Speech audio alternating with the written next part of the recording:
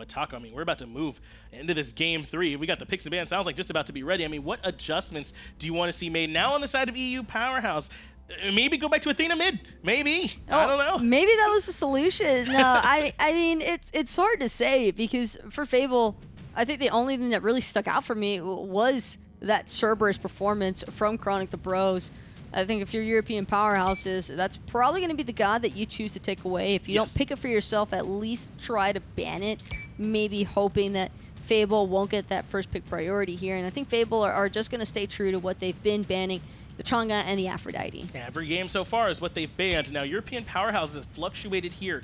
We've seen them make a couple different bans, now banning away the Achilles, which again has been on Fable for both games. They tried it solo and jungle for Killy, and they gave it over to Total Bad Boy. Let's see what it is they try and go with here now in game 3 without having the Achilles available.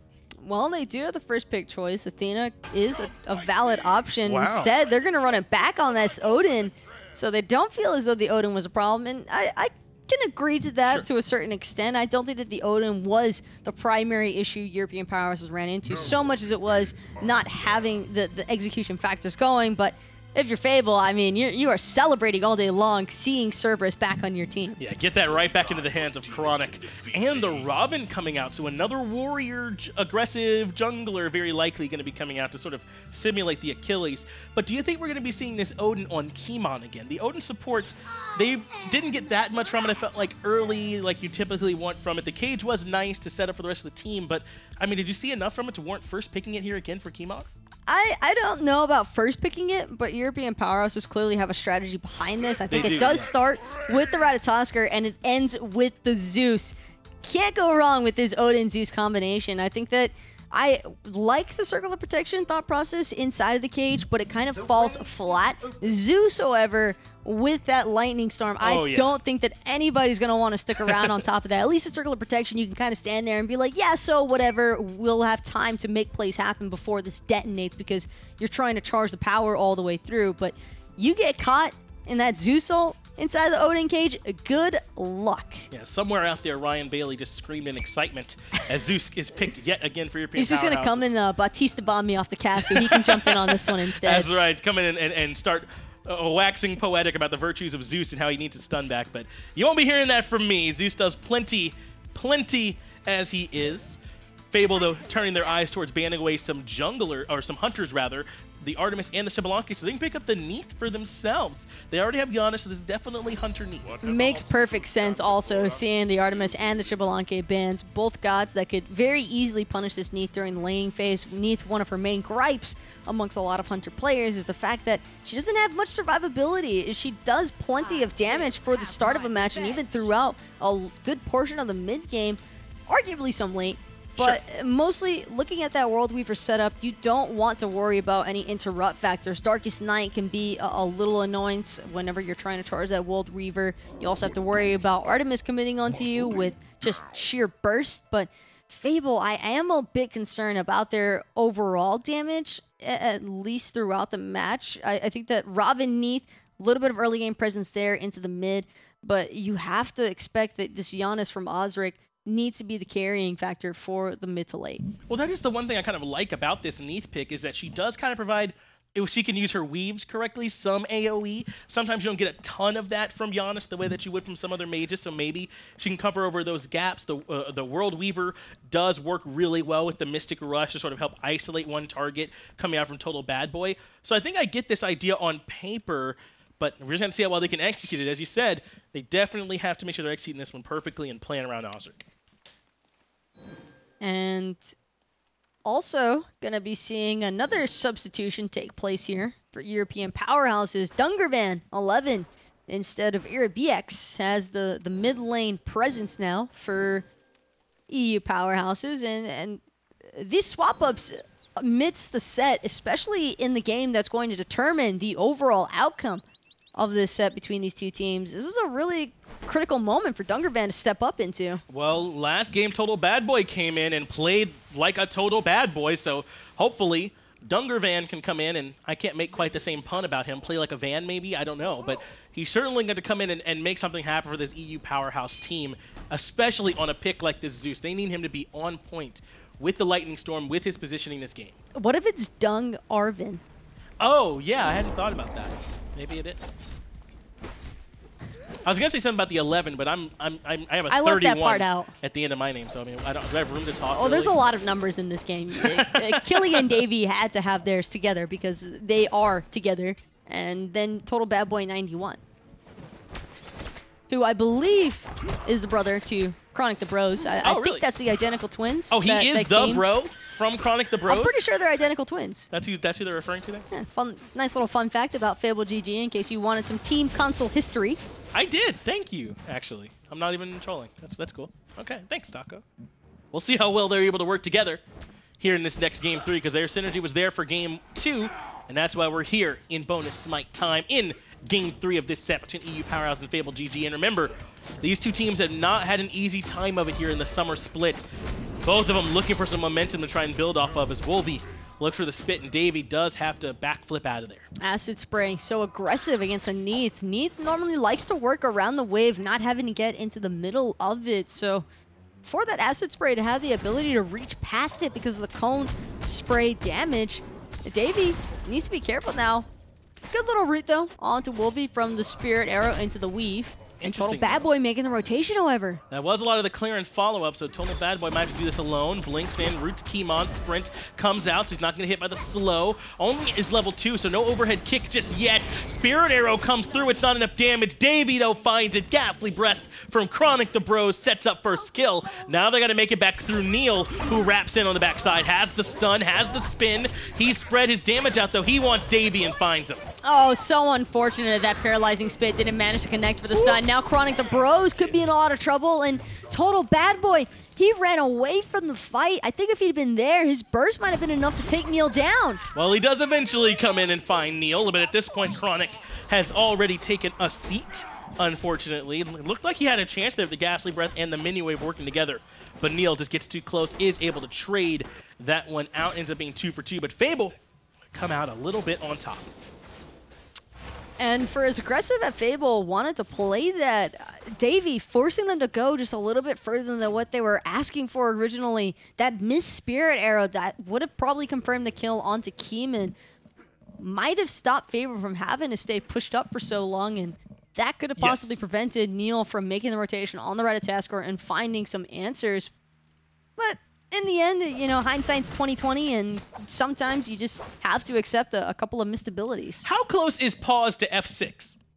They're not that close, right? It's F10 to a pause? It depends. You can also well, not on box, though. But you can set your key bindings to anything, and I think the same still applies for the controller, depending on which setup you're playing on. Maybe they're closer, because every time they're trying to pause, they end up F6ing. I'm wondering if it's like because they're nearby. I'm wondering.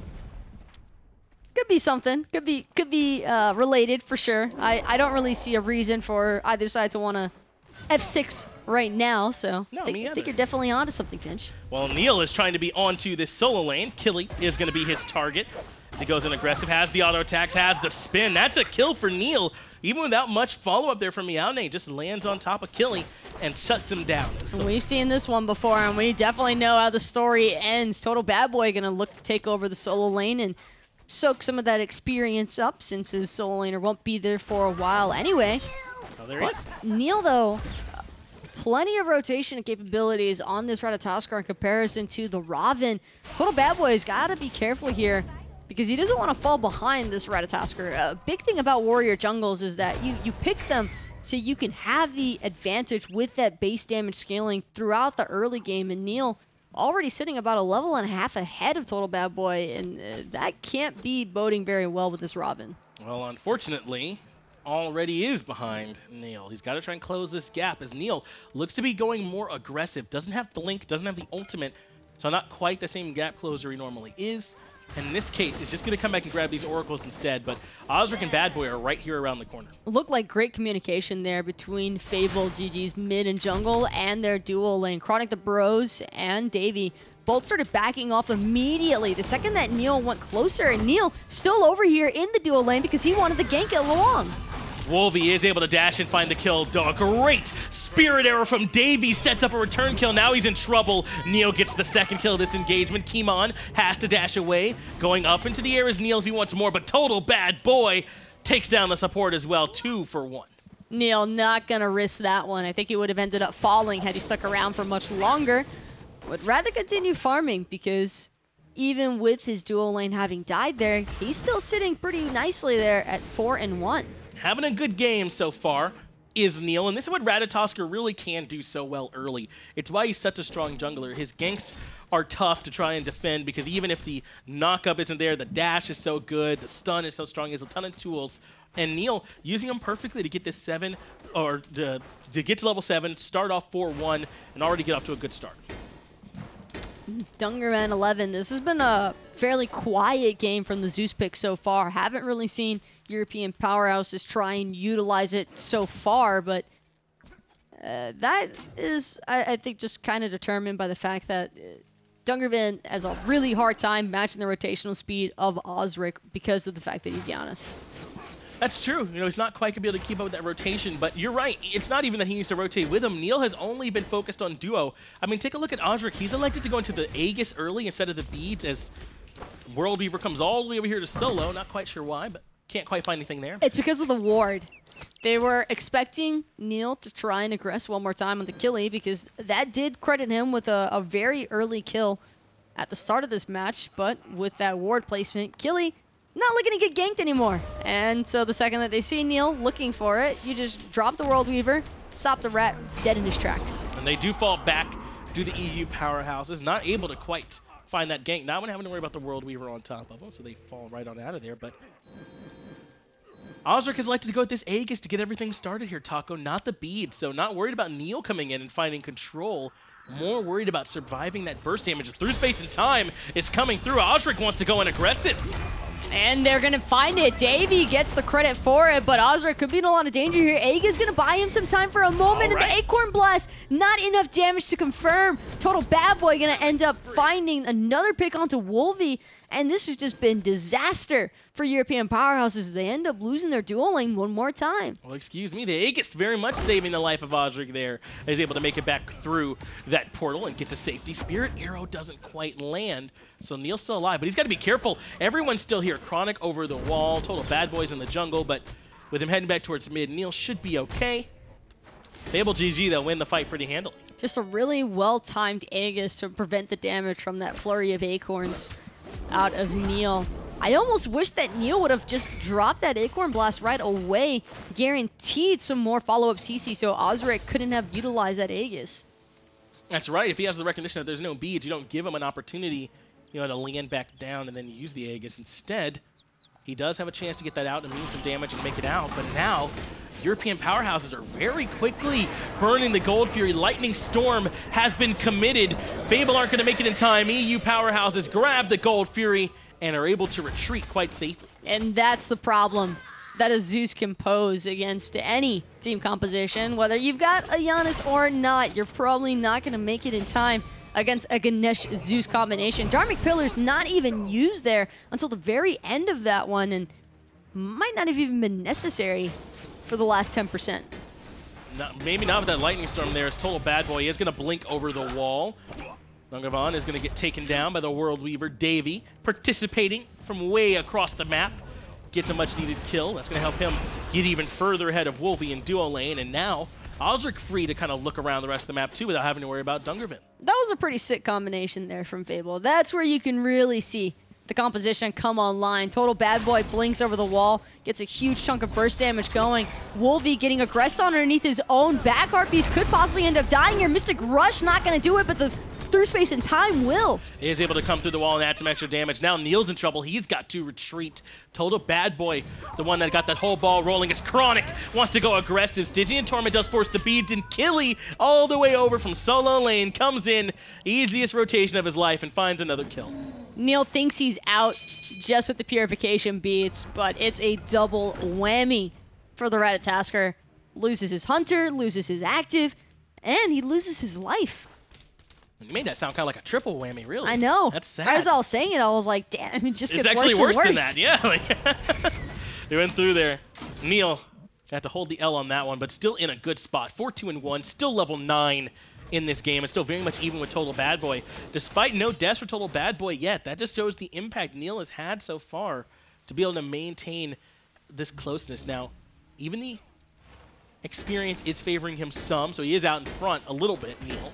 Actually still leading at this point on the jungle, Ratatoskr, so definitely in a good spot. Yeah, it's not all doom and gloom if you're European powerhouses here, but certainly not the standing point that they wanted to be in this early on. There is a slight goal disparity between these two teams. More importantly, a little bit of an experience lead, but that's mostly being left between the duo lane. Speaking of which, little bad boy just going to get rocked there in the mid lane. Yeah, that's another thing Zeus will do as he drops down the Lightning Storm to find the kill. Auzrik in a little bit of trouble. He's going to use the Dharmic Pillars to try and hide. Aegis to immune the damage. Detonate is available. Dungarvan comes in with another kill. Able to take down Auzrik in the mid lane. Total bad boy, jungle mid, and Auzrik both going to end up taking a spill. And just like that, the tides have turned one more time back into European Powerhouse's favor.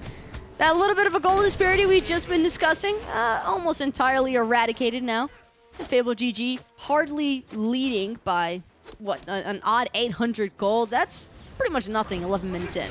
Stygian Torment comes out from Chronic. That does control Neil. Actually brings him low. Almost finds the return kill, but Chronic ends up falling either way. Neil now on the retreat path through the Cosmos. Another successful kill. That's Bad Boy, Auzrik, and Chronic, who've all fallen there in the mid lane. Well played by Dungarvan and Keeman.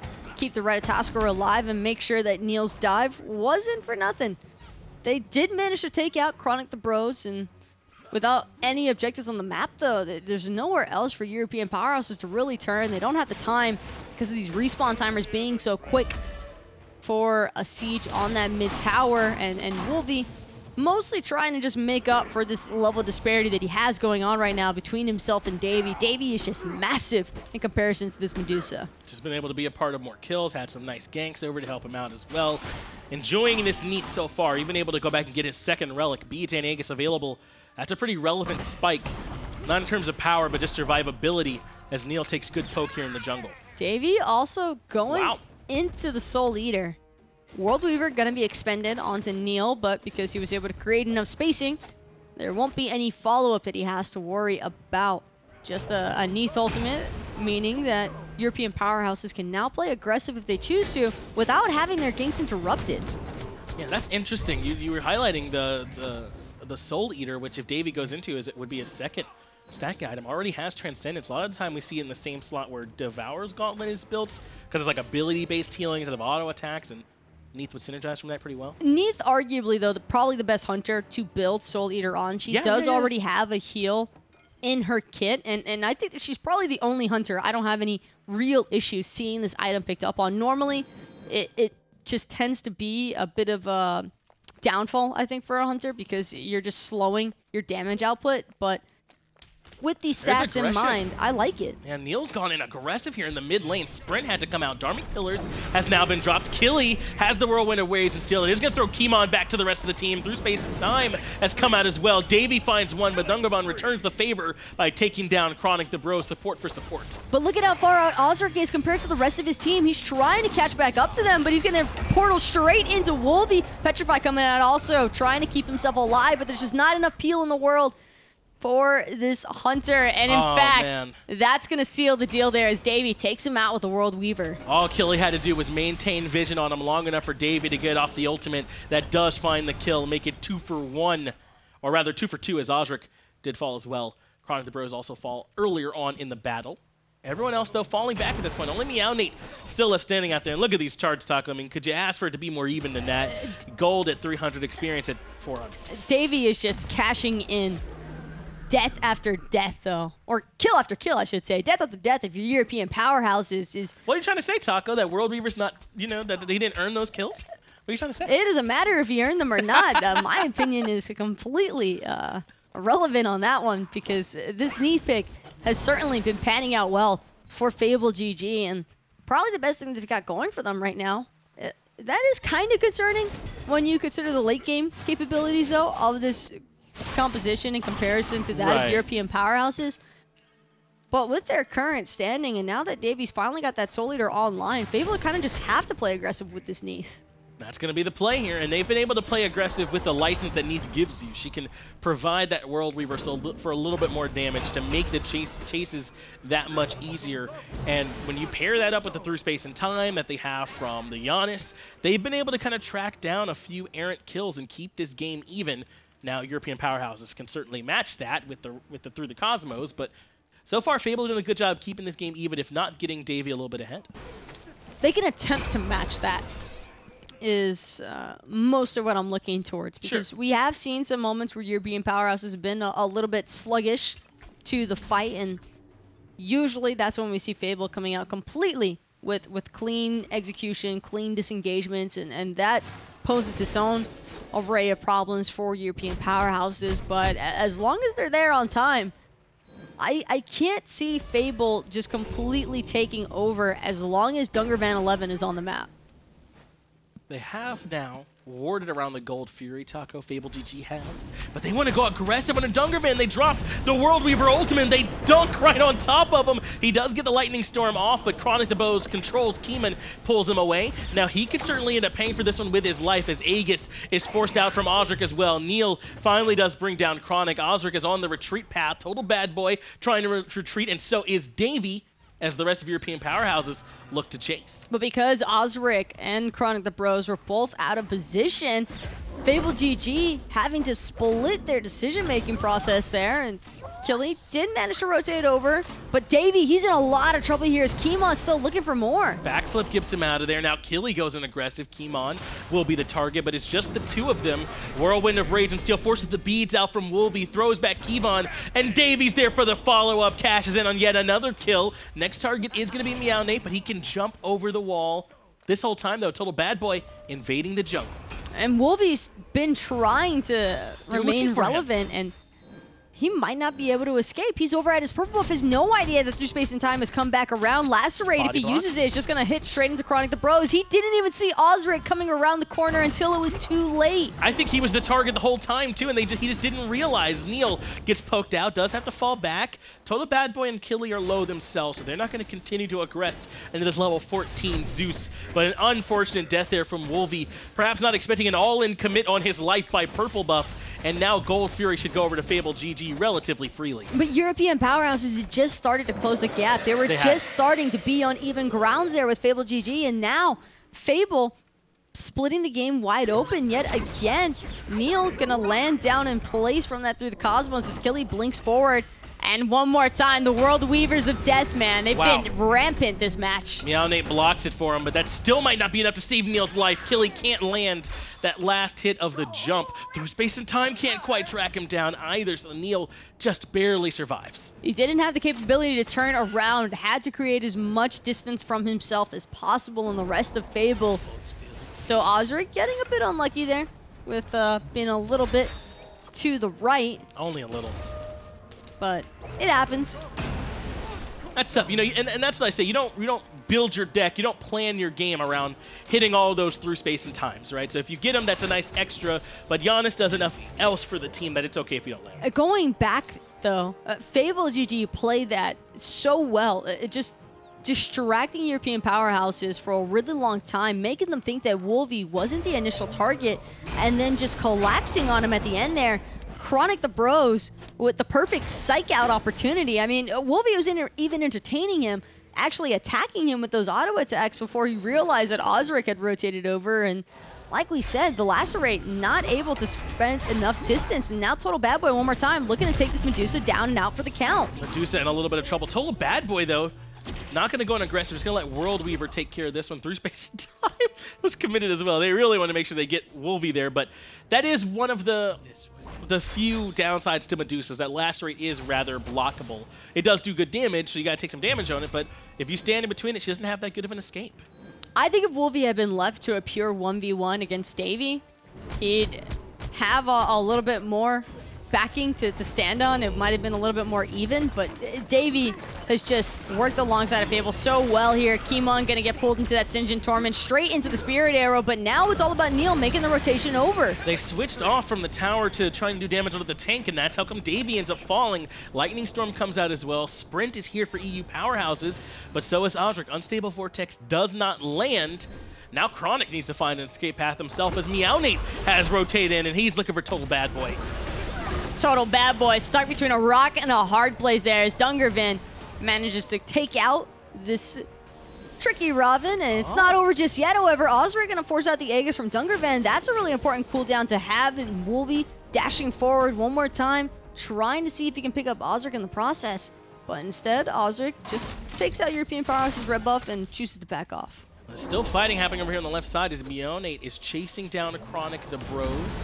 Jump for jump, so the Cerberus is going to be able to make it out of that one, at least for the moment. But Neith still chasing, even dropped to the slow on him, but now Killy's here to knock him up, try and lock him down. But this is an Odin, level 16 solo lane Odin at this point. Not going to be the easiest target to kill.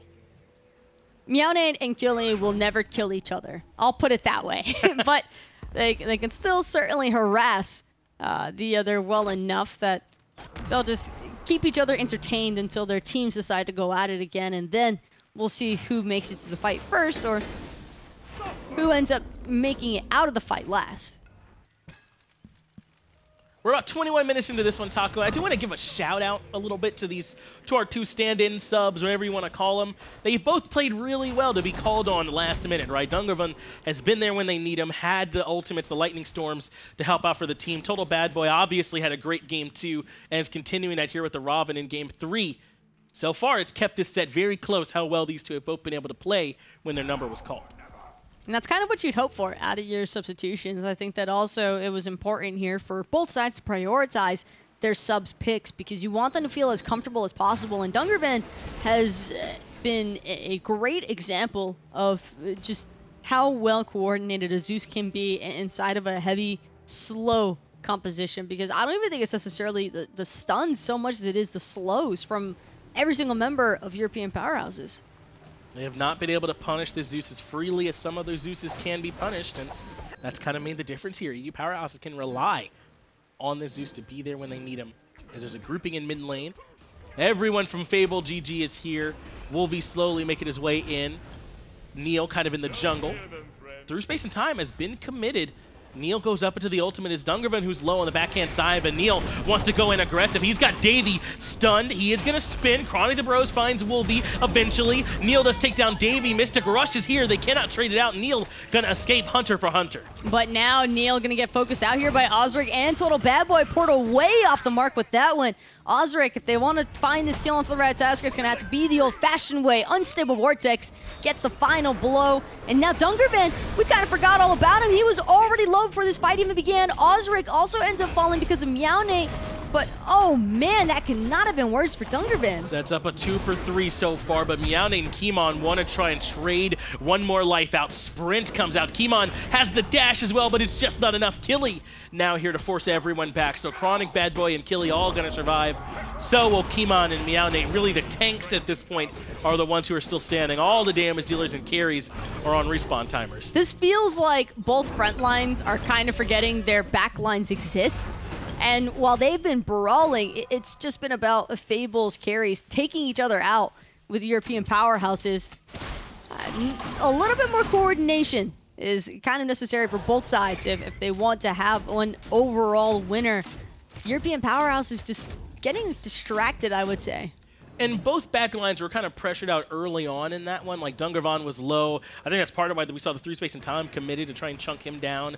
And then Davey got dived by Neil and was very cleanly picked off early on in that fight too. So there wasn't much chance to peel for those two in particular. But you're right. Woolvie gets left alone. Dungarvan does eventually die alone. And now Gold Fury being pulled. And that was a pretty even fight from both sides, yet Fable GG are the ones who might have the advantage here. No, instead Neil going straight onto Davey one more time. This time he'll get Spirit Arrowed out though.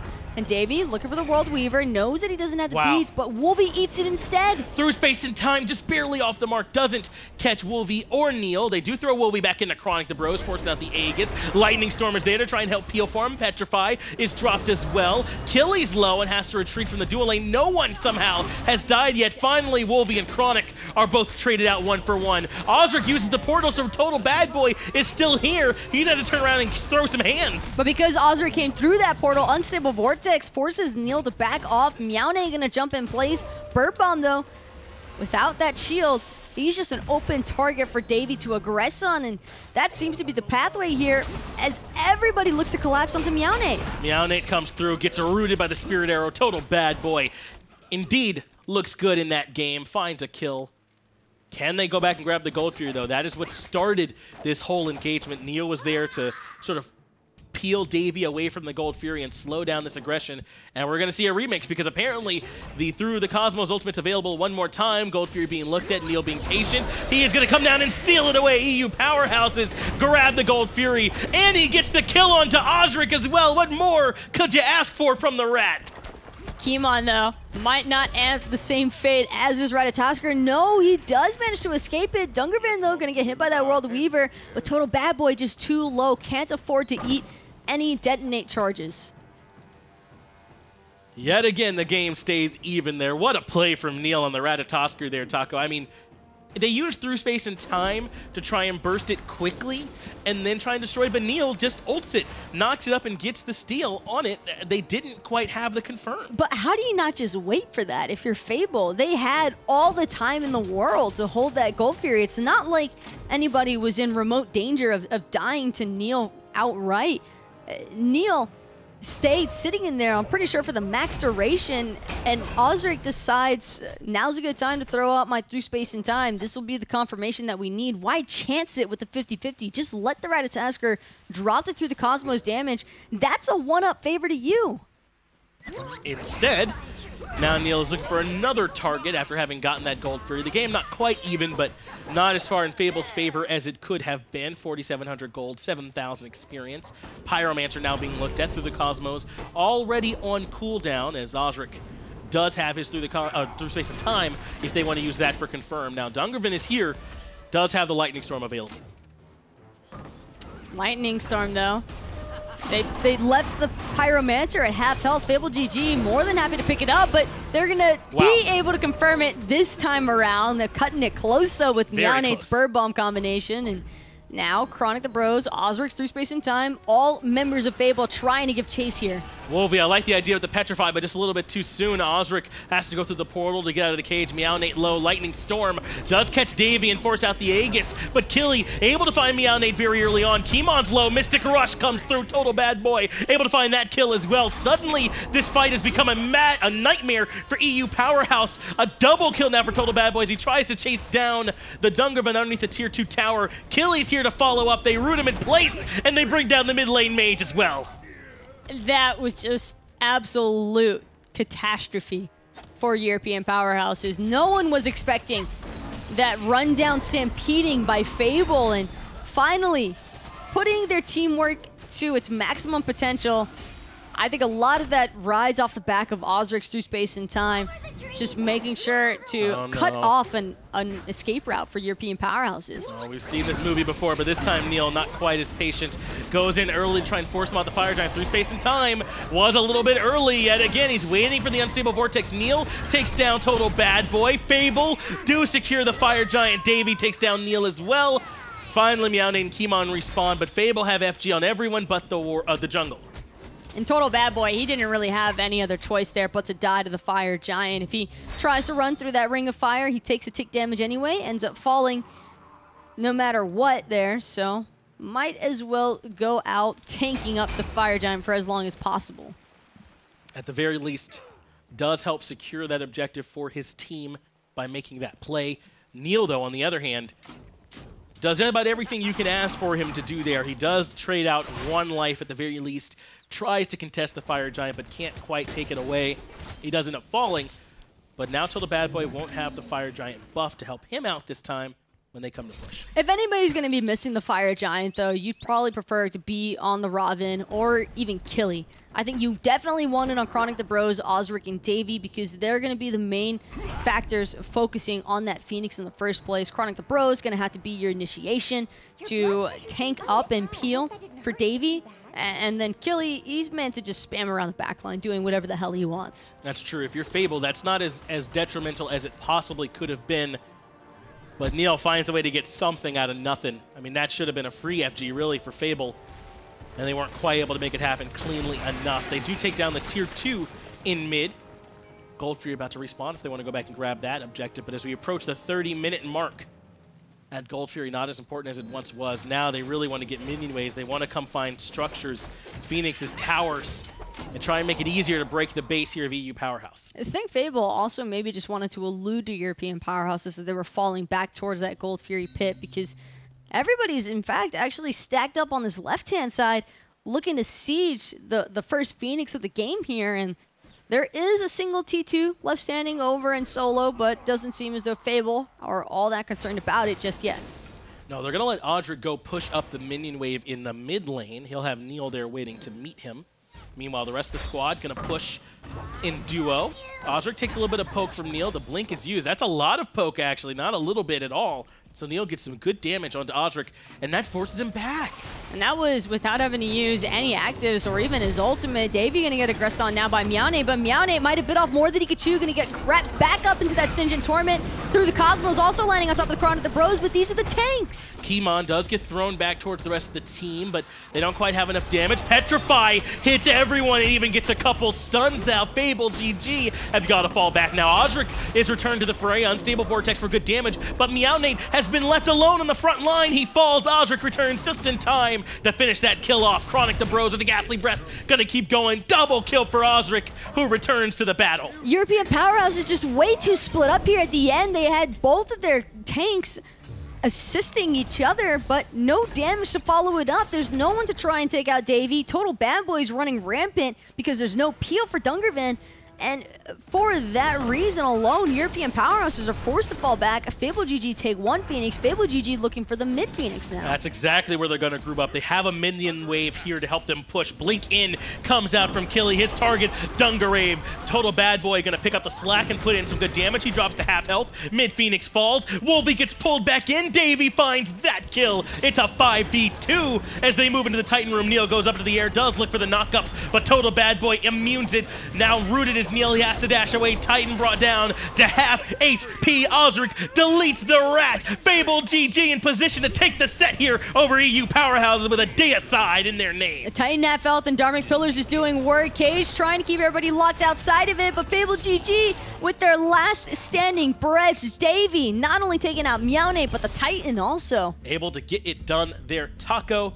We're Fable GG in the end. That big team fight, I feel like, around that Fire Giant pit was really where they got that 4-for-0, really what kind of turned that fight around. There was a little few things that they did correctly and that EU Powerhouse didn't have right. The Petrify, I really liked the idea from Woolvie, but maybe a little bit too early. They weren't all around the corner just yet. I feel as though I never saw the Petrify into the Odin Cage combination. The Odin ring almost always felt like it was too far up in comparison to the rest of the team. Earlier on, we saw some great lightning storms combined alongside of that Odin Cage, and that led to kills almost every single time, but as the game progressed and the match went later and later, it just seemed like things became way too chaotic for European Powerhouses to handle. Their execution became more and more sloppy, and steadily with enough time, Fable were able to simply overcome them with sheer power alone. Well, the game continually got away from them there in that set. Fable GG did a great job finally being able to close that out because it felt very even early on. It was 1-for-1 trades, global pressure for global pressure, pick for pick. But eventually Fable GG with that fight around the Fire Giant were able to pull away just a little bit and claim the set victory here over EU Powerhouse. Only so much to be done, but this is a huge win for Fable. I think it's just another little part of the stepping stone process to get them closer and closer to the top, but definitely goes to show they still need to clean it up a bit themselves. This wasn't exactly the easiest set of all time for them to win, and I think that alone says enough in terms of Europe, I think, as a whole, getting stronger. It's just competitive at every level, but that is going to do it for us on the EU side. We still have plenty more Smite console action. We got to go take a look at North America, but we're going to get everything ready with the players, get everything ready here with ourselves. It'll be a quick 3-minute break. We'll be right back.